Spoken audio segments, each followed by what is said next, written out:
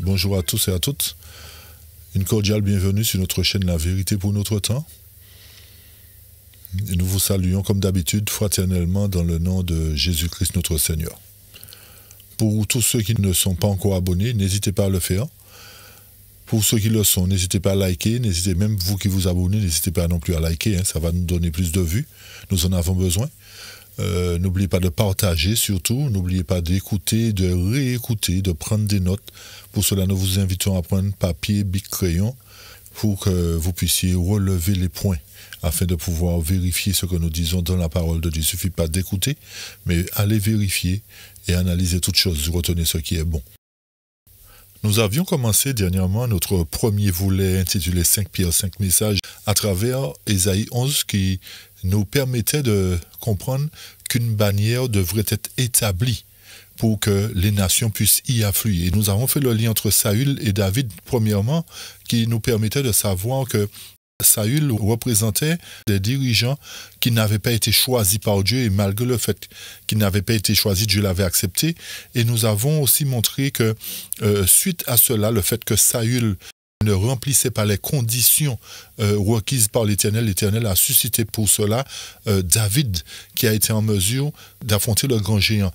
Donc nous avons compris que pour que la maison de Dieu soit établie dans les derniers temps, il faut qu'elle remplisse les mêmes conditions que David, qu'elle ait les mêmes qualificatifs que David dans le type, pour que cette maison soit en mesure d'être la maison qui représente Christ, chers amis. Donc, c'est ce que nous allons voir à travers ce deuxième volet. Ce sera la continuité. Là, nous apporterons justement les évidences pour quelles raisons David a choisi 5 pierres et pour quelles raisons c'est une seule qui a frappé. Donc, suivez-nous attentivement pour que vous puissiez bien comprendre le sujet. Et à la fin, j'espère que ce sujet sera vraiment clair pour chacun de vous et vous comprendrez que l'Éternel, effectivement, a un plan bien établi et qu'il veut que nous puissions comprendre justement son plan avant qu'il ne soit trop tard. Ok? Alors, avant tout, nous allons prier pour demander à Dieu sa bénédiction et son assistance par l'intermédiaire de son Esprit Saint. Père éternel, nous voilà devant toi pour te remercier encore pour tes bénédictions, ta bienfait, ta bonté, ta fidélité. Nous nous apprêtons à ouvrir ta parole et nous voudrions que tu nous conduises à travers ton Saint-Esprit dans la vérité et que tu touches le cœur de tous ceux qui écouteront cette étude, Seigneur.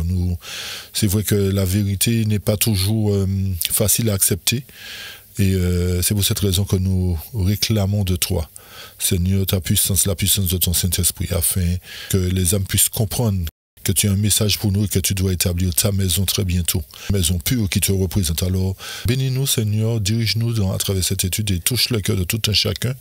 Nous t'avons prié au nom de Jésus-Christ, ton Fils, et pour ta gloire. Amen. Amen. L'histoire de David et de Goliath est un sujet que nous maîtrisons à la perfection. Mais il y a des détails sur lesquels nous devons nous arrêter.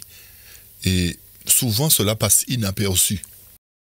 Mais à travers cette étude, nous nous arrêterons justement sur ces différents points et par là même apporter l'éclaircissement et faire les liens entre ces 5 pierres et ces 5 messages.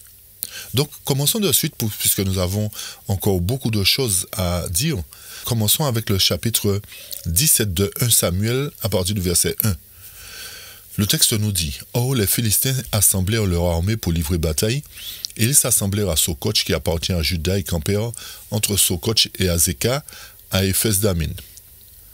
Et Saül et les hommes d'Israël s'assemblèrent et campèrent dans la vallée d'Éla, et ils se déployèrent en ordre de bataille contre les Philistins. » On saute verset 10, on ne va pas tout lire.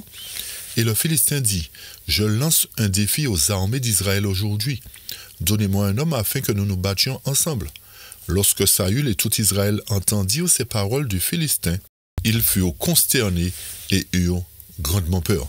Et le Philistin s'approchait matin et soir, et il se présenta pendant 40 jours. Faisons une pause déjà ici. Nous savons effectivement que l'armée philistine possédait un géant du nom de Goliath et qui a, d'après le verset 10, qui a lancé un défi aux armées d'Israël. Et nous voyons que l'armée d'Israël, pourtant une armée aguerrie, puisque nous savons que l'Éternel permettait à Israël de remporter un maximum de victoires lorsque Israël était conforme. Mais cette fois-ci, devant un homme, Israël fut consterné et les soldats eurent grandement peur, nous dit le texte. Donc ceci voudrait dire que cette armée n'était pas capable d'affronter ce géant. Il n'y avait même pas un homme au sein de cette armée pour affronter ce géant. Mais ce qui est important, chers amis, de retenir, c'est le verset 16.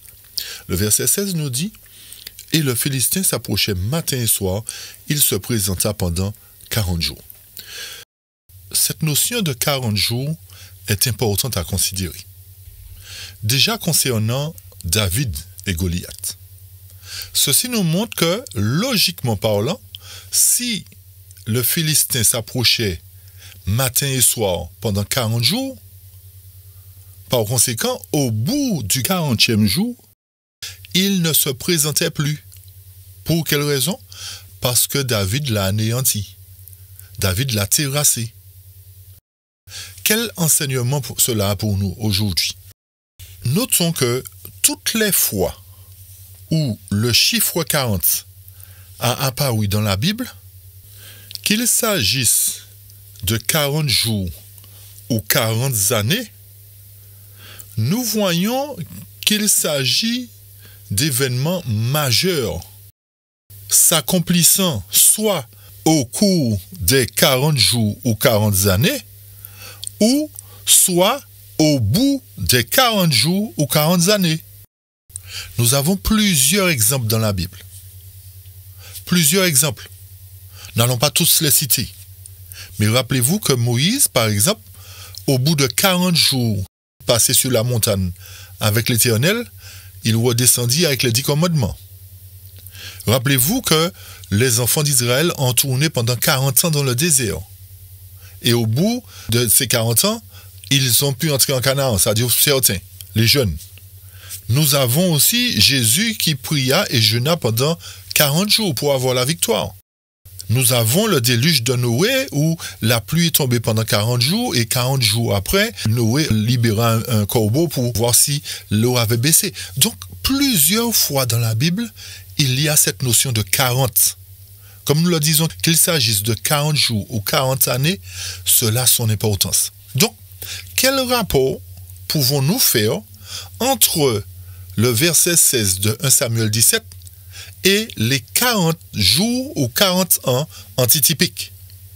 Puisque dans la Bible, il y a toujours un type et un antitype. Et puisque l'histoire de David passée nous révèle l'histoire de la maison de David dans le futur, il doit y avoir un enseignement concernant l'érection de la future maison de David. C'est-à-dire les murs qui doivent être bâtis sur le fondement des apôtres pour représenter l'Église de Dieu dans les derniers temps, puisque les apôtres n'ont pas pu achever la maison. La fondation a été posée. L'Éternel nous montre que sa maison doit être terminée dans le but d'être une lumière pour le monde. Et ceci nous permet de savoir aussi que l'Église dans la condition laodicéenne qui est identique à Saül ne peut pas faire briller la lumière dans sa position. Donc l'Éternel, pour cela, doit mettre en évidence la maison de David, qui est un type du David à l'époque de Saül, qui a renversé le Goliath type et qui sera en mesure de renverser le Goliath antitype. Est-ce que vous nous suivez jusque-là, chers amis? Donc, à quoi pouvons-nous faire référence lorsque nous parlons du chiffre 40? Nous devons avoir un élément qui nous permette de comprendre non pas le jour où le système sera frappé, mais le moment où commencerait véritablement l'érection de la future maison de David à travers le scellement des 144 000 premiers fruits ou encore le rassemblement des pierres vivantes qui doivent composer cette maison. Donc, ceci nous amène à considérer un événement qui s'est produit, qui nous amène à comprendre ce que nous venons de citer. À travers l'histoire prophétique, nous savons effectivement qu'au bout de 40 ans, l'Éternel a renvoyé le message de la justification qui avait été rejeté en 1890, accompagné du message du jugement des vivants. Donc, ce message qui parle du jugement des vivants et qui inclut la justification par la foi qui avait été rejetée 40 ans avant, nous permet de comprendre que c'est à partir de ce moment que commencerait l'érection de la maison de David à travers l'époque du scellement, chers amis. Puisque c'est la vérité qui scelle. Donc, à chaque période de l'histoire, il y a un message qui doit sceller le peuple.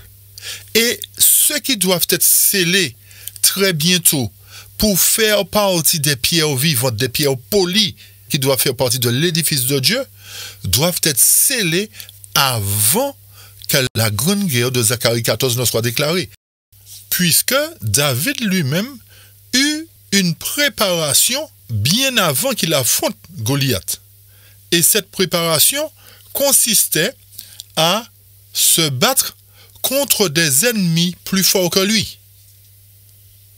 Et c'est là que nous voyons qu'à travers cette formation qu'a reçue David en tant que berger, les futurs serviteurs de Dieu, autrement dit, les futurs pierres vivantes ou encore les futurs 144 000, les futurs prémices, doivent aussi recevoir cette préparation à travers l'enseignement de Jésus-Christ dans le but d'aller affronter le système très bientôt. Donc ceci nous montre, chers amis, que l'histoire de David dans le type est la même que nous répétons aujourd'hui. David n'a pas été dans un combat sans bâton. C'est-à-dire qu'il n'a pas été dans un combat sans qu'il ait de l'expérience. En d'autres termes, le peuple de Dieu, dans le but d'affronter le Goliath antitype, doit aussi acquérir de l'expérience maintenant pour que lorsque le moment viendrait où la maison de David serait établie, c'est-à-dire David viendrait relever Saül en quelque sorte qui n'était pas capable d'accomplir la mission, qu'il puisse, par la grâce de Dieu, par la force du Tout-Puissant, remporter la victoire sur Goliath. Vous nous suivez, chers amis?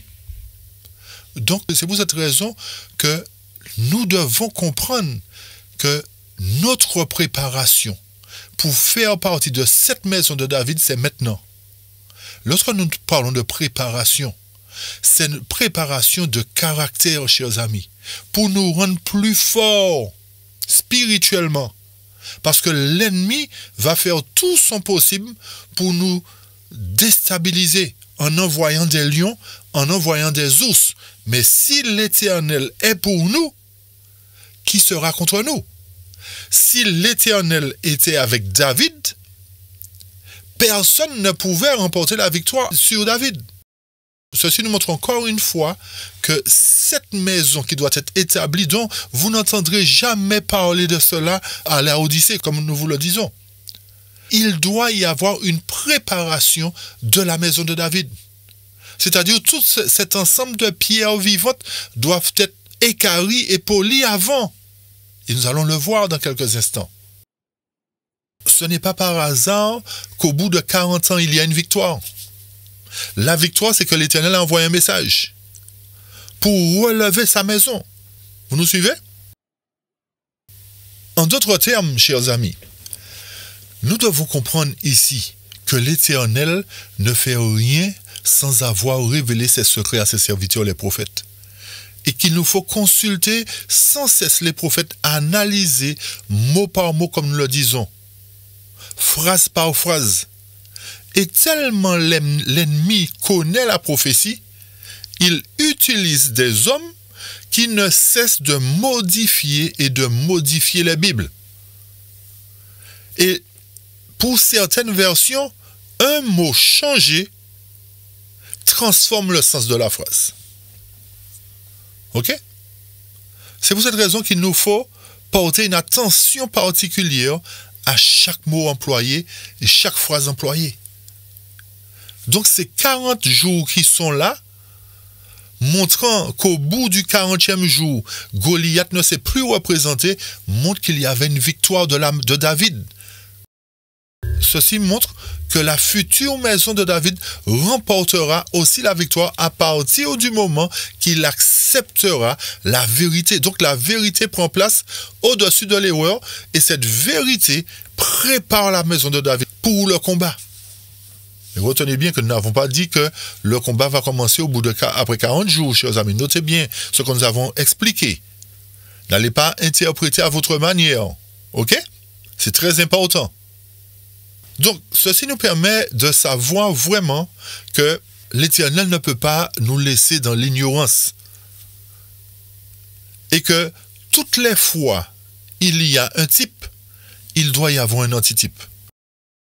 Alors, soyons suffisamment attentifs, en fait, pour bien comprendre que lorsque Dieu nous rappelle les histoires passées, ce n'est pas simplement un conte qu'il nous relate, comme pour les enfants, pour nous faire dormir. Non. Mais c'est qu'il veut nous révéler quelque chose à venir. Et c'est comme ça que nous devrions étudier la Bible, en tenant compte des typologies. Lorsque nous poursuivons dans 1 Samuel 17 à partir du verset 32 et suivant, que dit David à Saül?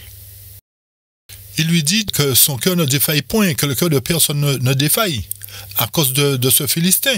C'est ainsi au concis, je vais le frapper, ne vous inquiétez pas, mais j'irai non pas par moi-même, mais j'avancerai au nom de l'Éternel.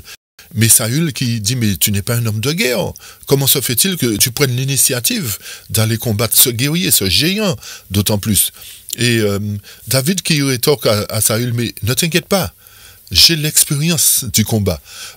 Pas forcément avec des hommes, mais avec des bêtes plus féroces que les hommes, avec des lions, avec des ours.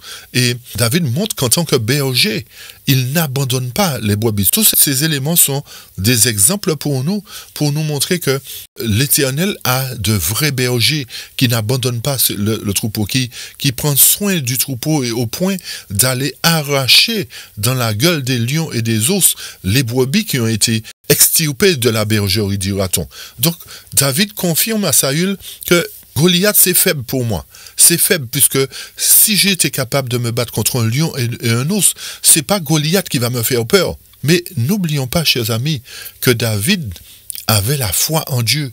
David avait une confiance absolue en l'Éternel. Pour quelle raison? Parce que David savait, en quelque sorte, que lorsqu'il avançait au nom de l'Éternel, sa victoire était assurée. Et le fait qu'il avait cette communion intime avec l'Éternel faisait qu'il pouvait remporter la victoire sur les bêtes les plus féroces de la terre.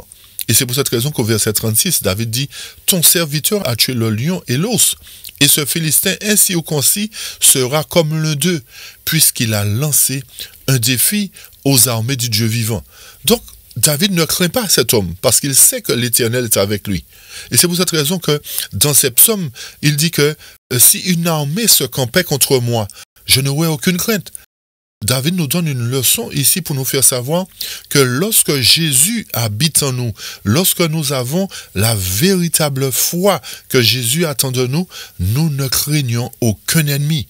Et même si le diable se présenterait devant nous, nous n'aurions aucune crainte parce que Jésus est avec nous, Jésus vit en nous. Et David avait cette confiance en l'Éternel au point qu'il défia Goliath.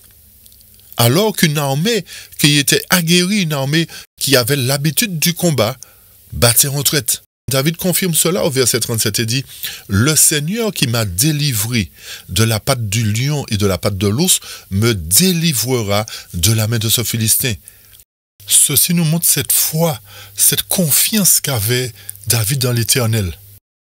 Et c'est cette foi en fait que nous devrions avoir aujourd'hui.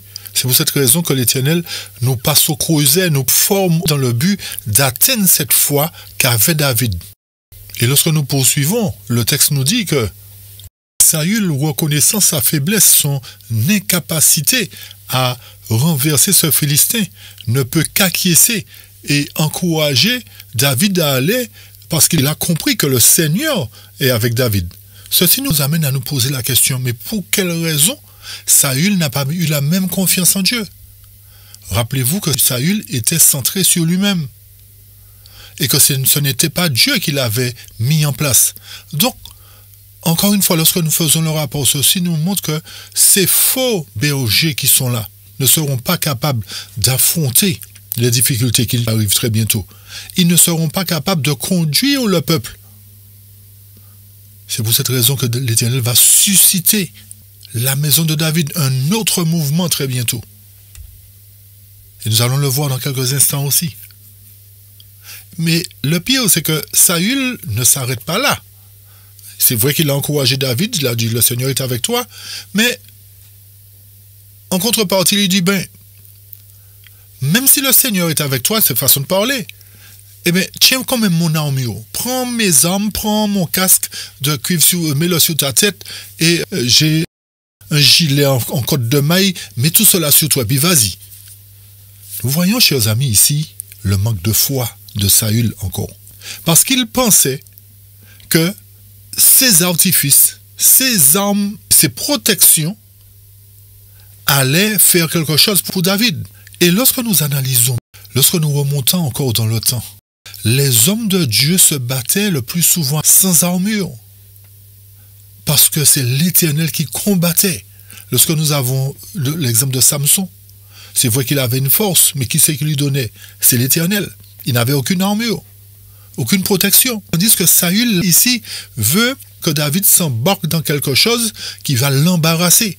Ceci nous montre, encore une fois, que lorsque nous avançons au nom de l'Éternel, nous devons nous débarrasser de toute arme, de toute chose qui nous empêcherait d'avancer. Voilà encore une leçon qui est tirée dans l'histoire de David. Et c'est pour cette raison qu'il a dit aux apôtres, lorsque vous partirez dans la mission, ne prenez rien. Et nous allons voir que David fait la même chose. Il n'y a rien de nouveau sous le soleil, chers amis. L'Éternel fait tout à merveille. C'est à nous à comprendre l'enseignement qu'il a à nous donner. Et David dit à Saül, mais je ne peux pas aller avec ces armes. Ça va m'embarrasser. Laisse-moi aller en quelque sorte au nom de l'Éternel, puisque l'Éternel m'a toujours secouru. Je viens de te le dire. C'est moi qui extrapole, hein, chers amis, pour illustrer cela. Donc, qu'est-ce que David fit au verset 40? David prit en sa main son bâton. Ça, c'est une chose. Pourquoi il prit son bâton alors qu'il savait forcément qu'il ne serait pas capable de se battre avec le bâton? Un bâton est un moyen sur lequel on s'appuie pour avancer. Le bâton du berger est le moyen de pouvoir tirer les brebis. Parce que rappelez-vous que les bâtons des bergers avaient une forme de crochet au bout. Donc ce bâton est à la fois un moyen sur lequel il peut s'appuyer. Ce bâton est un moyen avec lequel il puisse attirer les brebis. Mais dans cette condition, il ne pouvait pas attirer de brebis. Il allait se battre. Donc le bâton avait son importance pour rassurer David qu'il peut s'appuyer sur le bâton qui est l'Éternel. Puisqu'il dit dans les psaumes, « Ton bâton et ta houlette me rassurent ». Ce n'est pas par hasard que la Bible nous dit qu'il prend son bâton. « Ton bâton et ta houlette me rassurent ». Donc ça, David monte avec assurance en ayant le bâton de l'Éternel à la main. Le bâton qui lui permet de conduire les brebis. Mais le bâton qui le rassure que l'Éternel est avec lui. Et qu'est-ce qu'il fit encore, chers amis? Il se choisit 5 cailloux bien polis autour. Voilà l'affaire. Voilà le clou de l'étude, chers amis. Il y a 2 choses à considérer ici. Les 5 cailloux, mais aussi le fait qu'ils soient bien polis. Encore une fois, il y a des précisions. Il nous faut tenir compte de ces précisions. Et qu'est-ce qu'il fit par la suite? Lorsqu'il ramassa ces 5 cailloux bien polis, il les mit dans le sac de berger qu'il avait, c'est-à-dire dans sa besace, et sa fronde à la main, il s'approcha du Philistin. Nous allons d'abord considérer le sac dans lequel David a mis les 5 pierres. Rappelez-vous que, d'après le titre que nous avons donné, 5 pierres, 5 messages, mais une seule pour frapper la statue. Les pierres, nous a dit la Bible, les pierres ont été stockées dans le sac de berger. En faisant la comparaison avec les messages, chers amis, les messages que l'Éternel nous donne sont consignés dans un livre. Et c'est dans ce livre-là qui est la Bible que nous devons tirer tous les messages. Vous nous suivez jusque-là?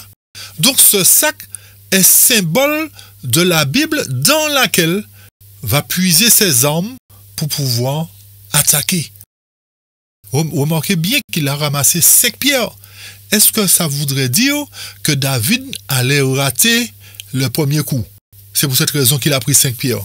Non, chers amis. Encore une fois, l'Éternel nous donne la leçon que ces 5 pierres représentent 5 messages bel et bien. Nous allons le voir dans quelques instants. Mais c'est une seule qui frappa Goliath. Revenons brièvement sur ces cailloux bien polis. Nous allons essayer de comprendre ça. Pourquoi bien poli? Qu'est-ce que ça veut dire avant d'apporter les évidences sur les 5 messages? Qu'est-ce que ça veut dire? Pour quelle raison la Bible ne nous dit-elle pas 5 cailloux? C'est tout, 5 cailloux. Pourquoi préciser bien poli? Encore une fois, l'Éternel a un message pour nous, chers amis.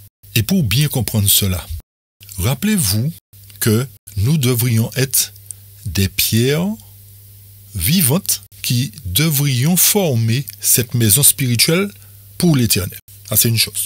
Remontons brièvement aussi dans le temps, à l'époque de Salomon, lorsqu'il bâtit la première maison de l'Éternel, en l'honneur de l'Éternel. Comment opéra-t-il? A-t-il amené les pierres sur le lieu de la construction pour les tailler, les polir, les mettre aux normes dans le but de construire la maison?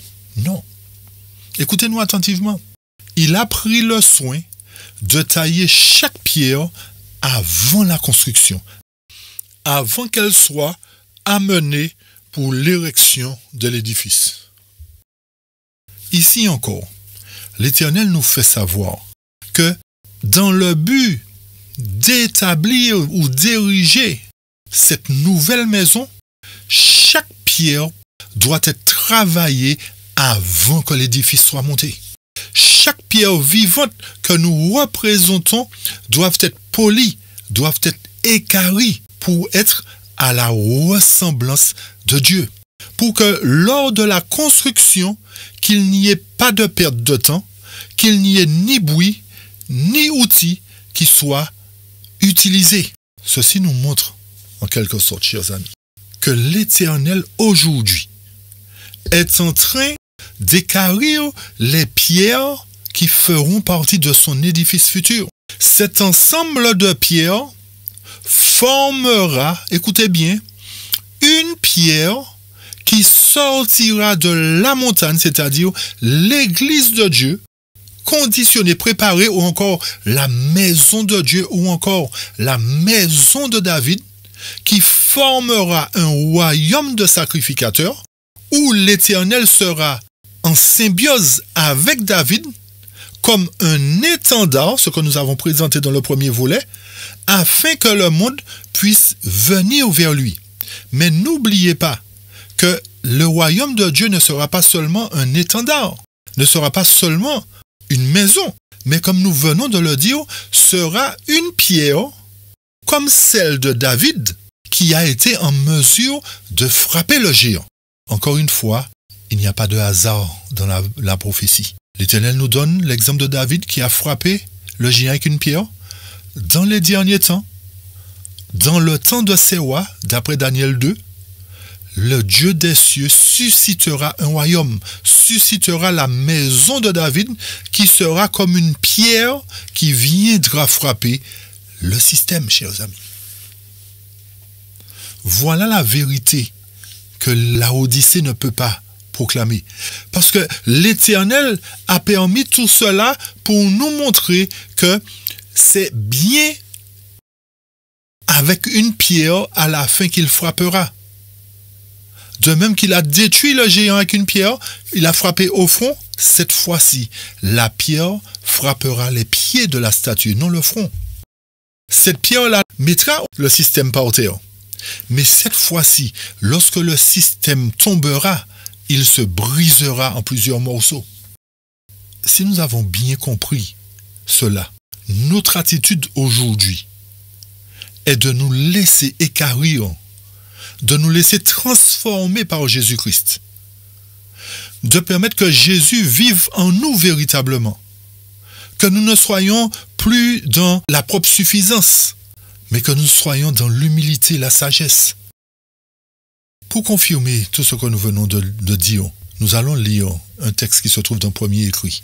Premièrement, page 71, préparation pour la fin. Le texte nous dit, « Ceux qui refusent d'être modelés par les prophètes. » Par qui, chers amis? Par les prophètes. Lorsque Jésus parlait, il utilisait les prophètes. Lorsque les apôtres parlaient, enseignaient, ils utilisaient les prophètes.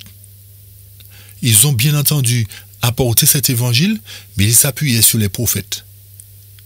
Donc ça voudrait dire que ceux qui refusent d'être modelés par les prophètes qui expliquent, qui apportent les prophéties, qui ne purifient pas leur âme en obéissant à toute la vérité, ceux qui sont disposés à croire que leur condition est bien meilleure qu'elle n'est en réalité, arriveront, écoutez bien, au temps des fléaux et s'apercevront alors qu'ils avaient besoin d'être comment?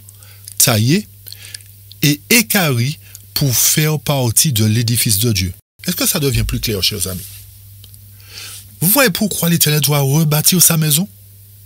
Et pour quelle raison il va prendre des pierres vivantes, des pierres travaillées, des pierres équarries, comme il a fait à l'occasion de l'érection du temple de Salomon?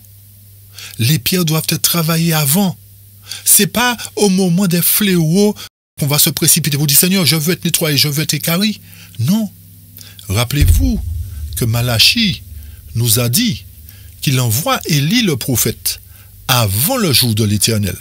Et lorsque ce jour de l'Éternel arrivera, ce sera un jour de purification, un jour où nous serons nettoyés, c'est-à-dire équarris et polis.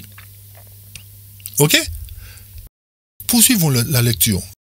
Le texte nous dit, mais ce sera trop tard, car aucun médiateur ne plaidera plus leur cause devant le Père.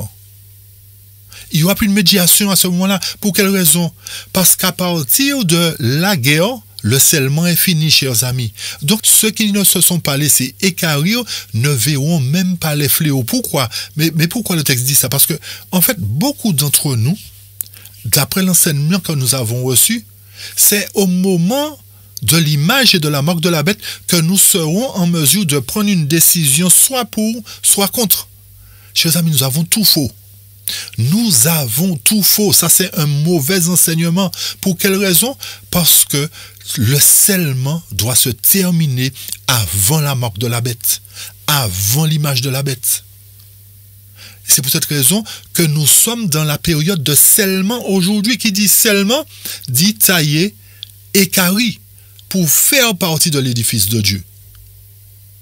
Donc le texte dit, lorsque ce moment-là arrivera, c'est-à-dire les fléaux, il sera trop tard. Et notez bien, entre guillemets, que lorsque les fléaux tomberont, le peuple de Dieu sera en sécurité. Parce que la maison sera déjà bâtie. Donc l'Éternel sera au milieu de la maison. Rien ne pourra atteindre cette maison. Donc les fléaux vont tomber sur les méchants qui sont alentour. Mais rien n'affectera le peuple de Dieu. Pourquoi? Parce que l'Éternel nous dit qu'il sera une muraille de feu tout autour de sa maison. Comme cela l'a été à l'époque de Moïse. Et c'est pour cette raison que beaucoup entendront la déclaration qui va suivre. Auparavant, écoutez bien comment le texte formule. Auparavant, ça veut dire qu'avant les fléaux, on va entendre cette déclaration solennelle. Que celui qui est injuste soit encore injuste, que celui qui est souillé se souille encore, et que le juste pratique encore la justice, et que celui qui est saint se sanctifie encore. Ce n'est pas au moment des fléaux, chers amis. C'est pas ce moment-là, c'est avant, auparavant. Ça voudrait dire que le jugement va se faire avant. Voyez pourquoi la Bible nous dit que David a pris des pierres polies, c'est-à-dire des pierres travaillées avant l'érection de l'édifice. Nous poursuivons dans un autre texte, cette fois-ci d'un témoignage pour les pasteurs. Chers amis, n'oubliez pas de partager cette étude. Si vous aviez oublié de partager les autres, c'est pas grave. Mais partagez celle-là. Partagez-la à vos frères et sœurs qui sont dans la Odyssée. Parce que l'Éternel va vous demander des comptes, de garder les choses pour vous-même. Même s'ils commencent à écouter, puis ça les énerve, parce que la vérité énerve. La vérité agace, ça peut agacer. Lorsque c'est l'erreur, on est friand, on est content, les dents sont dehors. D'accord? Mais quand c'est la vérité, ça nous gêne parce qu'on va se dire, mais c'est pas ce que le pasteur a dit. Ouais, mais quand on sera devant le tribunal, n'oublions pas que le pasteur ne sera pas avec nous. N'oublions pas que l'ancien ne sera pas avec nous. Ok? N'oublions pas cela. Lisons cette déclaration suivante d'un témoignage pour les pasteurs, au chapitre 1 à la page 2. Le Seigneur a donné à son Église des talents et des bénédictions pour qu'elle présente au monde une image de la suffisance de Dieu et pour que son Église soit complète en lui. Un exemple constant d'un autre monde, le monde éternel. Pour que son Église soit comment, chers amis? Complète. Un exemple d'un monde éternel, d'un autre monde, le monde éternel, régi par quoi? Par des lois supérieures aux lois terrestres. Ici, nous voyons encore que lorsque l'Église de Dieu sera complète, sera bâtie, elle sera régie par des lois célestes, pas par des lois terrestres. Ça veut dire que le peuple de Dieu sortira sous la domination du monde. Et écoutez bien la suite, chers amis. Écoutez très bien la suite. Son Église doit être un temple élevé à la ressemblance divine. Et qu'est-ce que l'Éternel va faire? Et l'architecte angélique a amené du ciel sa verge d'or pour mesurer. Lorsqu'on parle de mesure, on parle de compter. Ce sont les premiers fruits qui seront comptés, chers amis, pas la grande foule. Donc, lorsque l'édifice, l'église de Dieu sera élevée à sa ressemblance, ça voudrait dire que l'architecte angélique aura au préalable emmené sa verge d'or, pas une verge en bois cette fois-ci, une verge d'or. Et rappelez-vous que nous avions lu dans Michée 6, verset 9, que la parole nous dit « Écoutez la verge et celui qui l'envoie ». Donc, la verge d'or qui doit mesurer le peuple est le message de l'Éternel pour son peuple dans le but de l'élever à la ressemblance divine. Donc, tous ceux qui aujourd'hui rejettent la verge de l'architecte ne pourront être mesurés. Ils ne pourront faire partie de l'édifice de Dieu. Écoutez bien, je reprends, c'est trop beau ça. Son église doit être un temple élevé à la ressemblance divine. Et l'architecte angélique a amené du ciel sa verge d'or pour mesurer, écoutez bien, pour que chaque pierre puisse être travaillée et équarrie selon la mesure divine, puis polie afin de briller comme emblème du ciel, réfléchissant dans toutes les directions, c'est-à-dire le grand cri qui va toucher le monde entier. Réfléchissant dans toutes les directions, les rayons brillants et clairs du soleil de justice. Le grand cri qui accompagne le message des trois anges. Pas le message des trois anges sans le message de l'autre ange. Pas le message des trois anges sans le grand cri. Ceci veut dire qu'on n'a pas été mesuré par la verge d'or. On a rejeté Michée 6, verset 9. Si on proclame seulement le message des trois anges.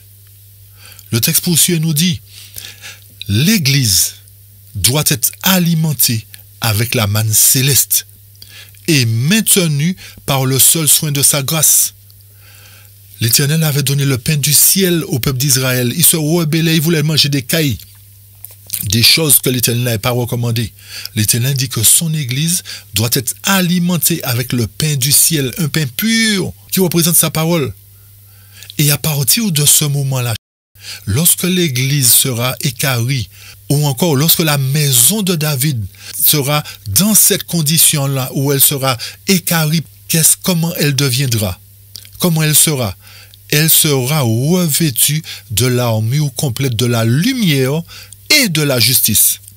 La justification par la foi qui a été rejetée et la lumière de la vérité sur le jugement. Le message de l'autre ange par 2 fois rejeté. Qu'est-ce qu'elle va faire lorsqu'elle sera revêtue de l'armure? Et ce n'est pas l'armure de Saül, chers amis. Ce n'est pas l'armure de Saül. C'est l'armure de la lumière et de la justice. Donc vous voyez pourquoi encore, à travers l'histoire de David et de Saül, de Goliath aussi, David n'a pas endossé les protections que lui proposait Saül? Non. Ceci nous montre qu'il faut aller avec la force de l'Éternel, avec la robe de justice de l'Éternel, avec la lumière qui doit permettre aux Philistins modernes de voir que ce n'est ni par la force, ni par la puissance, mais c'est par mon esprit, dit l'Éternel, que son peuple remportera la victoire. Donc le texte nous dit que l'Église qui sera revêtue de l'armure complète va entrer dans son dernier conflit. Rappelez-vous que les conflits précédents ont eu raison de l'Église, ont eu raison des fidèles.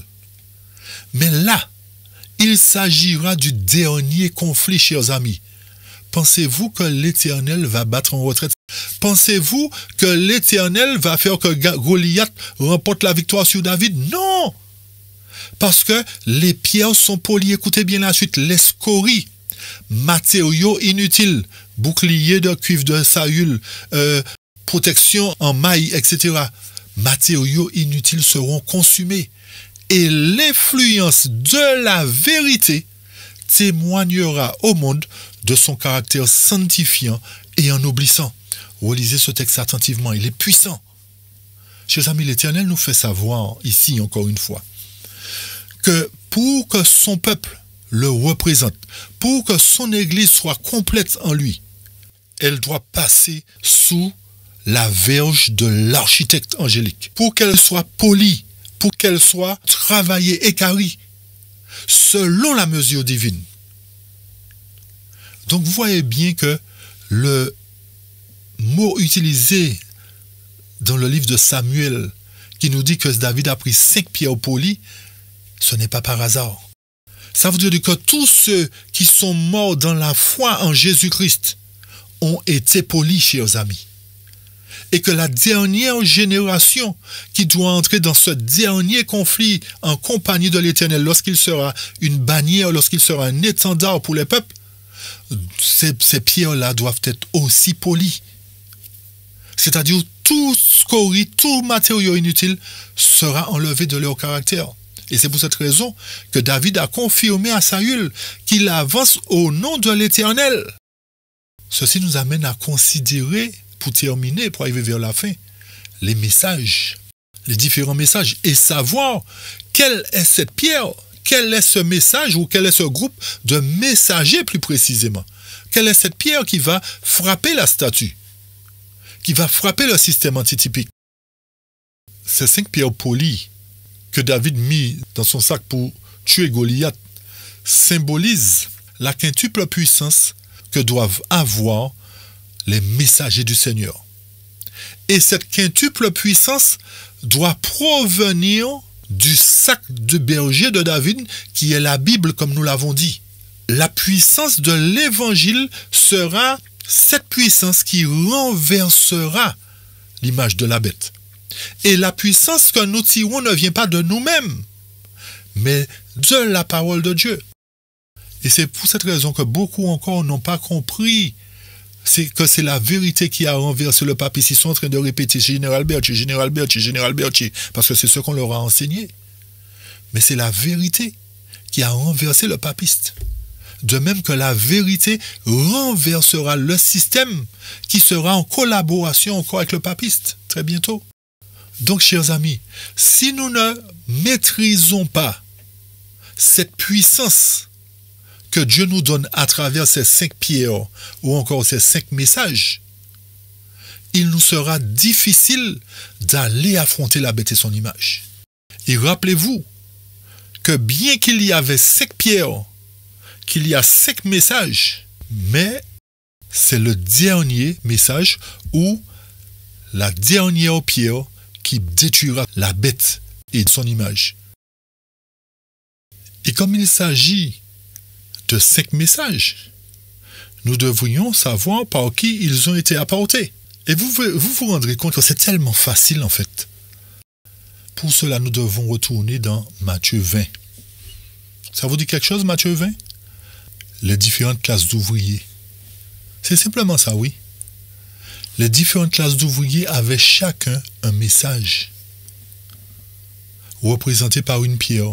Pour faire quoi? Dans le but d'écraser ceux qui les opprimaient et aussi dans le but d'établir la maison de Dieu. Voyez pourquoi l'Éternel n'a pas établi son royaume à l'époque des Juifs? Pourquoi l'Éternel n'a pas établi son royaume à l'époque des apôtres? Parce que son royaume n'était pas encore complet. Encore une fois, c'est pour cette raison qu'il a mis la fondation d'abord. Et la fondation est là en attente. Parce que les pierres ne sont pas encore totalement équarries, polies. Il les travaille là pour le moment, à travers la vérité. Et c'est cette vérité qui va les purifier, qui va enlever tout défaut en eux. Ce n'est pas l'erreur. Donc, considérons ces messages, chers amis. Et regardons bien cette image que nous avions déjà présentée dans le passé. Vous vous rappelez de cette horloge? Nous avions déjà présenté l'étude, comme nous l'avons dit. Les ouvriers de la 11e heure. Ok? Rappelez-vous qu'il y avait une partie nuit et une partie jour. Et que les 5 groupes d'ouvriers sont sortis dans la partie jour. Les premiers groupes d'ouvriers étaient les Juifs. Vous vous rappelez? C'est eux que Dieu avait fait dépositaire de sa parole. Et les Juifs étaient là dans le but d'établir le royaume, mais ils ont rejeté celui qui devait établir le royaume. Ils ont voulu le royaume, mais sans celui qui l'établissait. Ok? Qu'est-ce que l'Éternel a fait? 3 heures de temps symbolique après, le second Adam est venu. En établissant cette fois-ci la base de la maison. Il a établi ça à travers les apôtres. Déjà, premièrement, les premiers groupes d'ouvriers ont prêché le système cérémoniel. Et ils sont partis tôt le matin, d'après Matthieu. Tôt le matin, ils ont prêché que Jésus devait venir pour mettre fin au sacrifice d'animaux. Eh bien, Jésus est bienvenu, mais ils l'ont rejeté. Donc la pierre est restée dans le sac. Vous nous suivez? La pierre est restée dans le sac. Le deuxième groupe d'ouvriers qui étaient les apôtres, à la 3e heure du jour, ils ont prêché Jésus-Christ crucifié, ainsi que Jésus-Christ ressuscité. Pour quelle raison? Parce que cette pierre-là n'a pas pu frapper quoi que ce soit. Ok? Cette pierre-là n'a pas pu frapper quoi que ce soit. Les premiers ouvriers n'ont pas pu frapper quoi que ce soit. Donc ce qui fait qu'on a crucifié celui qui devait établir le royaume, qui était Christ, on l'a crucifié. Donc les apôtres ont dit, on va prêcher Jésus-Christ crucifié, Jésus-Christ ressuscité, qui sera en collaboration avec David, dans Isaïe 11, dans le but d'établir une bannière pour ramener le monde à lui. C'était le but de ces différents mouvements, chers amis, d'amener le monde à Jésus-Christ. Mais qu'est-ce qui s'est passé pour les apôtres? Ils n'ont pas apostasié comme les Juifs, ils n'ont pas été rejetés comme les Juifs. C'est-à-dire qu'on les a massacrés. L'alliance qui avait été faite entre Israël et les Romains ont fait que les apôtres ont été massacrés pour la cause de la vérité. Donc, la construction de la maison s'est arrêtée là.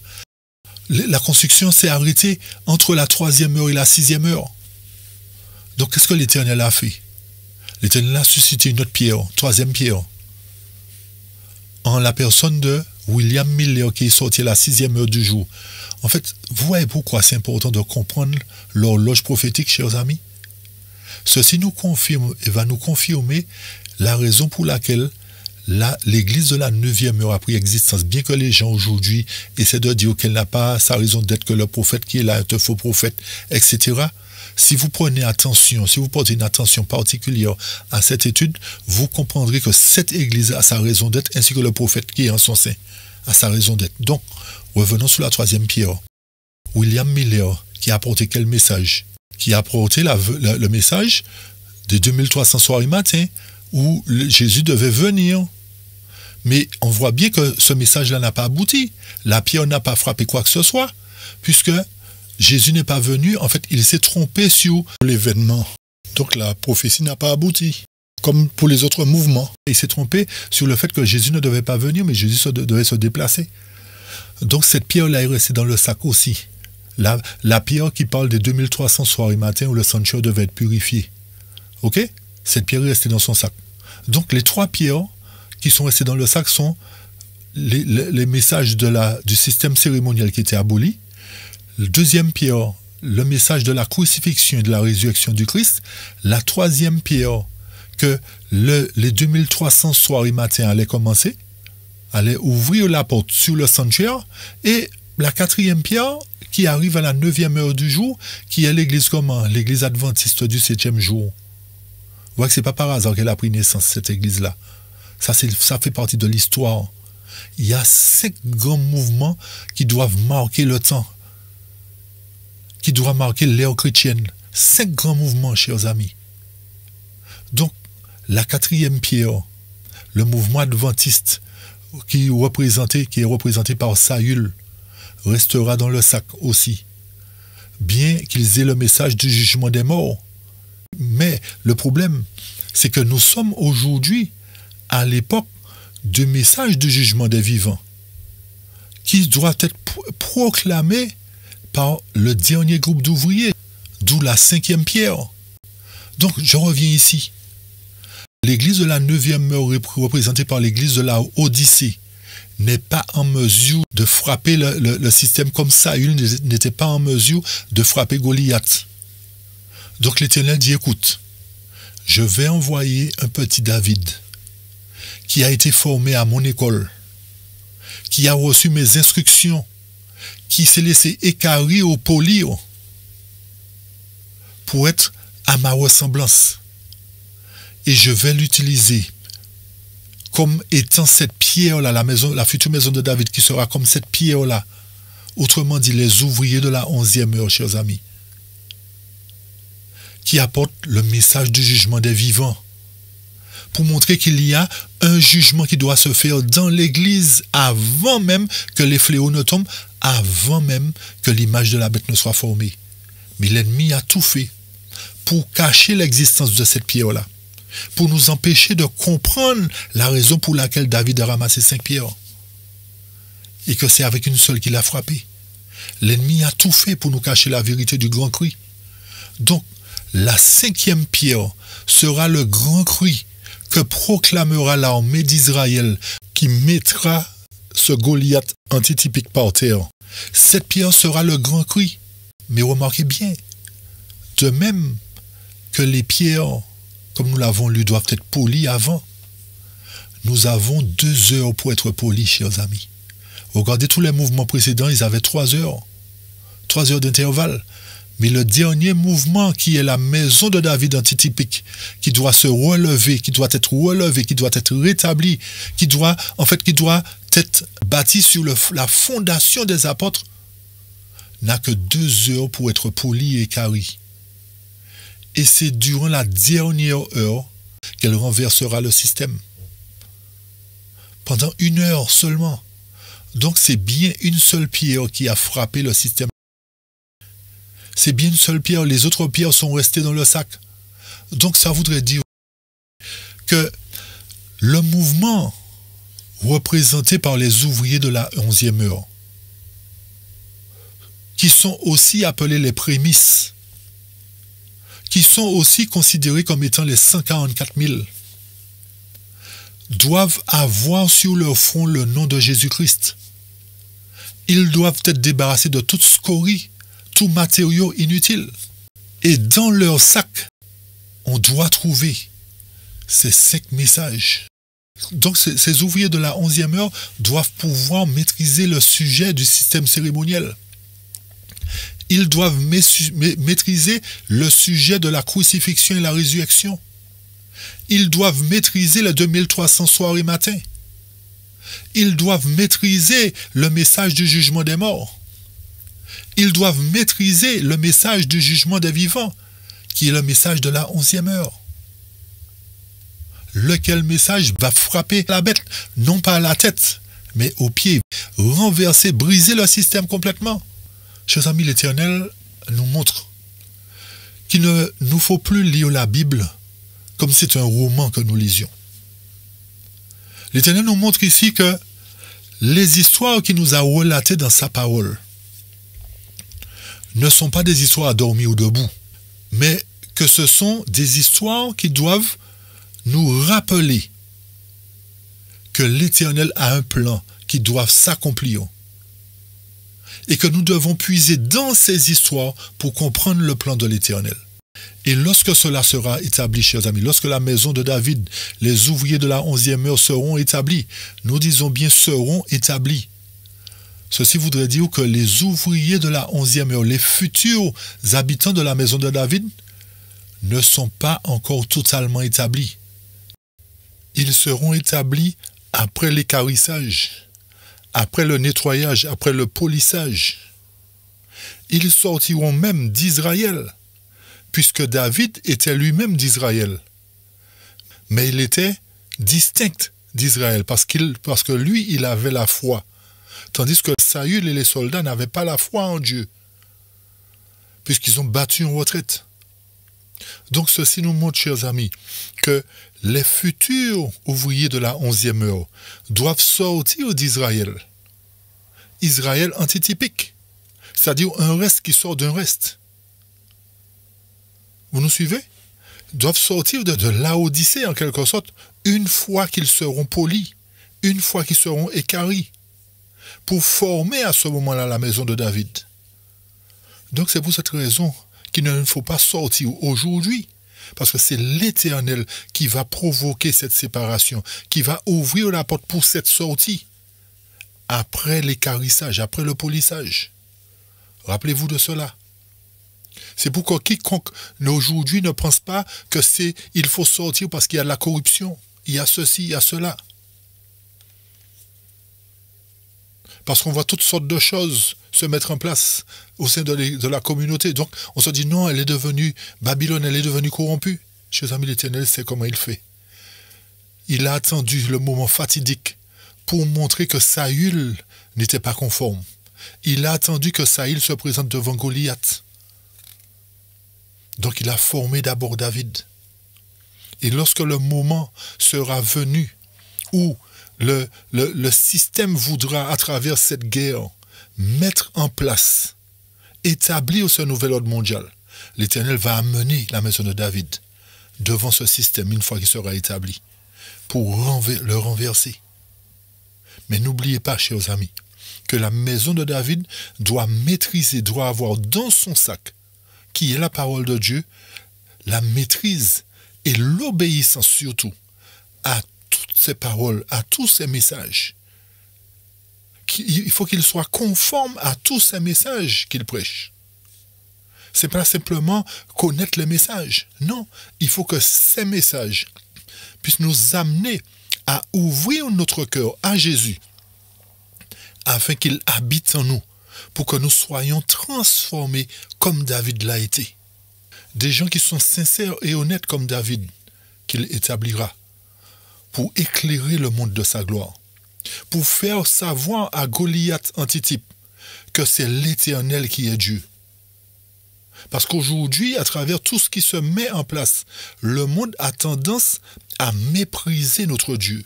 Le monde a tendance à ridiculiser notre Dieu et à mettre au-dessus de notre Dieu l'intelligence artificielle. L'Éternel va faire tout ce qui est artificiel rester en terre. L'Éternel va faire tout ce qui met l'artifice en place de rester en terre. Et montrer et manifester sa gloire à travers un peuple purifié, un peuple équarri et poli qui va briller comme emblème du ciel.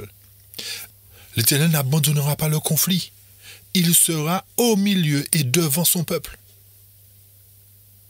pour l'amener à la victoire, comme il amenait Israël d'antan à la victoire lorsqu'il était conforme.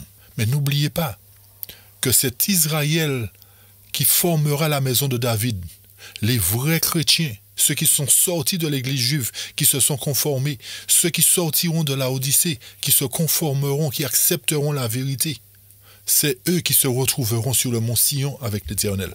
Une fois que le jugement sera fait, une fois que le nettoyage aura été fait, chers amis. Ce nettoyage se fera après le scellement. Donc il nous faut être marqués du sceau. Lorsque nous sommes marqués, l'Éternel affine cette préparation, il nous polit. Lorsque cette préparation, lorsque nous avons été carrés, nous avons été taillés, l'Éternel nous polit pour nous faire briller. C'est la finition. Là, nous sommes en train d'être écarrés. Mais à la 11e heure, chers amis, tout le monde sera poli. Et lorsque l'Éternel posera chaque pierre dans l'édifice, il n'aura besoin ni de marteau, ni de burin, ni de ciseaux, parce que ce sera lui qui bâtira la maison. Et c'est pour cette raison que l'Éternel nous dit dans sa parole, si l'Éternel ne bâtit la maison, ceux qui la bâtissent travaillent en vain. Donc l'Éternel nous dit que c'est lui qui rebâtira, qui relèvera les fondements antiques, qui rétablira son peuple. La parole de Dieu est claire, chers amis. Et c'est pour cette raison que l'exemple qu'il nous a donné à travers l'érection du temple de Salomon nous a montré que dans l'antitype, que c'est l'Éternel qui va prendre les choses en main. Ce ne sera pas, il n'y aura aucun homme qui va ériger son église pour lui. Maintenant, plaise à Dieu, chers amis, que nous puissions comprendre qu'il y aura bel et bien une maison de David qui sera bâtie. Et pour cela, nous lisons ces derniers textes. Nous lisons ces derniers textes. Déjà dans Jérémie 3, versets 17 à 18. En ce temps-là, lorsque la maison de David sera établie, on appellera Jérusalem le trône de l'Éternel. Écoutez bien ce qui se fera à ce moment-là. Toutes les nations s'assembleront à Jérusalem. À quel nom? Au nom de l'Éternel. Et elles ne suivront plus les penchants de leur mauvais cœur. En ces jours, la maison de Juda marchera avec la maison d'Israël, c'est-à-dire les 12 tribus réunies. 144 000. Elles viendront ensemble du pays du septentrion, encore du pays du nord, au pays dont j'ai donné la possession à vos pères. Voilà la vérité, chers amis, que l'Église ne veut pas proclamer. Mais c'est normal, la pierre reste dans le sac. Elle ne peut pas frapper quoi que ce soit, elle ne peut rien faire. Un autre texte. Donc rappelez-vous, chers amis, que Jérusalem sera le trône de l'Éternel à partir de ce moment-là. Un autre texte. Après cela, Osée 3, verset 5. Après que les pierres auront été équarries et polies, après cela, les enfants d'Israël reviendront. Ils chercheront l'Éternel leur Dieu, David le roi. Vous voyez pourquoi c'est le nom de la maison de David? Ils chercheront l'Éternel leur Dieu, David le roi, à travers l'étendard. L'étendard, lorsqu'il sera dressé, ce sera la maison de Dieu de David le roi. Et ils tressailliront à la vue de l'Éternel et de sa bonté dans la suite des temps. Ce n'est pas l'époque d'Israël d'antan, c'est dans la suite des temps. Un autre texte, pour terminer. Amos 9. En ce temps-là, je relèverai de sa chute quoi? La maison de David. J'en réparerai les brèches, je redresserai les ruines, et je la rebâtirai comme elle était autrefois. Donc ça voudrait dire que la maison de David est écrasée, chers amis, et dit l'Éternel doit la rebâtir. C'est pour cette raison que dans la prophétie, il nous permet de savoir que c'est effectivement la maison de David qui doit être reconstruite. Vous allez lire le reste. Vous allez lire les versets suivants. L'autre texte, Ézéchiel 37. Rappelez-vous de ce chapitre que nous avions lu, qui montrait quoi?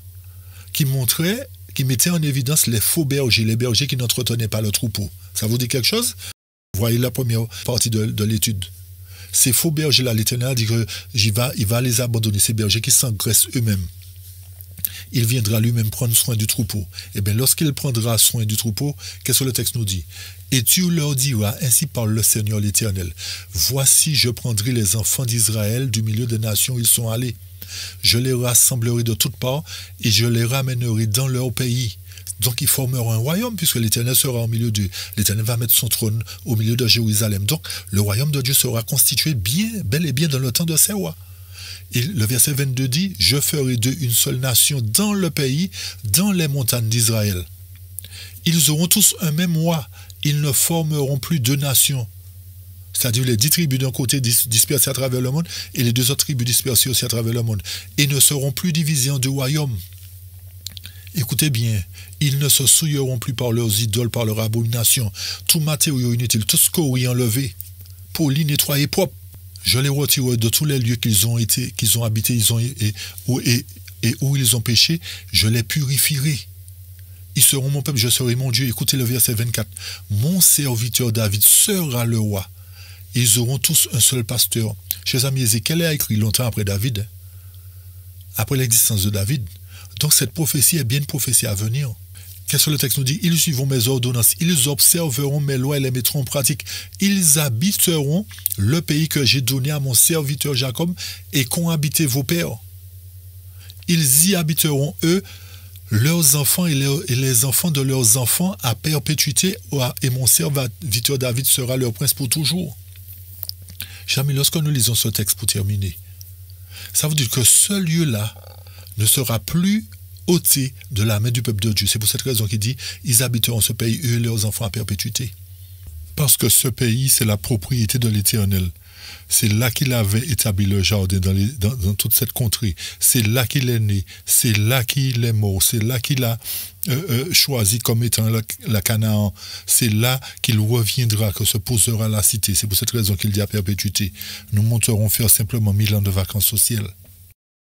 C'est pas dans le ciel, chers amis. Parce que dans le ciel, il n'y aura plus d'enfants, il n'y aura plus de naissance. Nous serons comme des anges, nous dit la Bible. Donc, à partir de ce moment-là, ce sera le royaume de David qui sera établi, avec Jésus à la tête. Jésus à la tête. Et le dernier texte, cette fois, c'est le dernier, qui se trouve dans Zacharie 12, le plus important. Le texte nous dit, dans Zacharie 12, verset 2 et suivant, « Voici, je ferai de Jérusalem une coupe d'étourdissement pour tous les peuples d'alentour, et aussi pour Juda dans le siège de Jérusalem. » Pour quelle raison?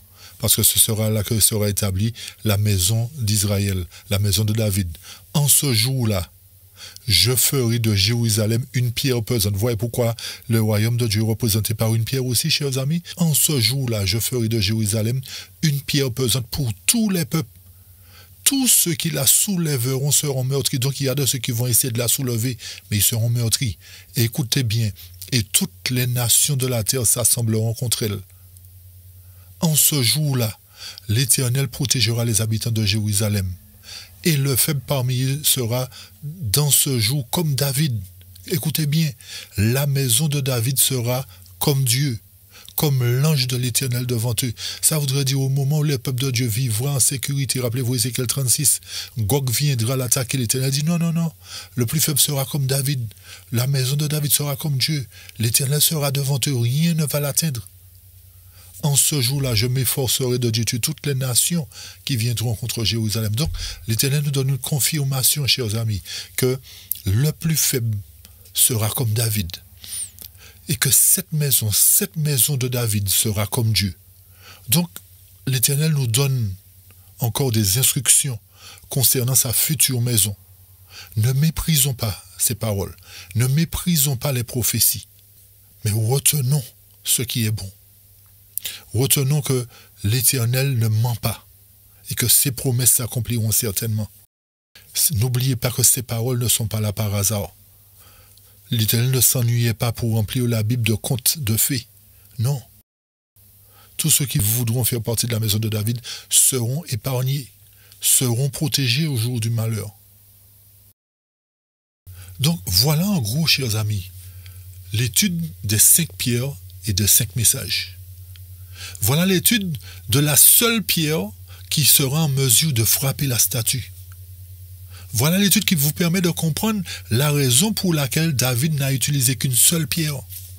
Parce que les autres n'ont pas été en mesure d'établir le royaume de Dieu. Et c'est la dernière qui sera en mesure de l'établir. Parce qu'elle va passer sous la verge de l'architecte angélique. Alors puisse Dieu nous aider à comprendre la vérité.